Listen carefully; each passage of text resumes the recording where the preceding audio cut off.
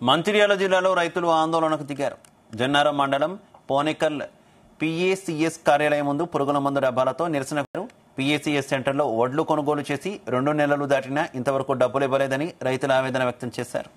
తమకు రావాల్సిన వరిధాన్యం డబ్బులు 2,60,000 రూపాయలను వేరే వారి అకౌంట్కు బదిలీ చేసి అవకతవకలకు పాల్పడుతున్నారని రైతులు ఆవేదన వ్యక్తం చేశారు.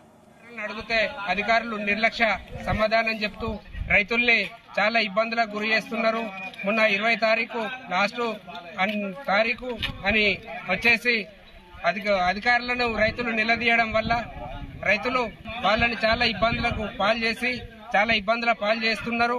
అధికారులు వారి యొక్క మొండి వైఖరి విడనాడి ఇప్పుడు అన్యాయం జరిగినటువంటి పంట పండించి ఏదైతే పంట అమ్మినటువంటి రైతులు ఉన్నారో డబ్బులు రాని వారి రైతులకు అధికారులు వెంటనే వారికి ఎంత డబ్బు అవుతుందో అంత డబ్బు వాళ్ళకి తిరిగి ఇచ్చేసి రైతుల్ని ఆదుకోవాల్సిందిగా బీఆర్ఎస్ పార్టీ మండల శాఖ తరఫున మేము మనవి చేస్తాం. నా పేరు మొడవ కమలాకర్, నాది బాదంపల్లి.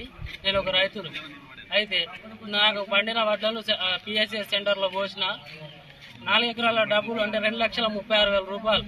అవి నేను ఈ ప్రూఫ్స్ ఇచ్చిన దీంట్లో కొట్టమన్నా వాళ్ళు ఎవరో అకౌంట్లో కొట్టుకున్నారట. వాళ్ళు ఫ్రాడ్ చేసిండ్రు. మాకైతే డబ్బులు వల్లేదు ఇప్పటి వరకు. మరి ఈ డబ్బులు వల్లే సార్ అని నేను అడిగితే రేపు పడితే మాపు పడితే రేపు ఇట్లా కాలయాపన వేసుకోవాలి కానీ ఇప్పటి వరకు డబ్బులు వల్లేదు. ఏం జరిగిందని గట్టిగా నిలదీసేసరికి మేము వాడుకున్నామని చెప్తున్నాం. మా డబ్బులు మాకు తిరిగి ఇవ్వాలని మేము కోరుతున్నాం.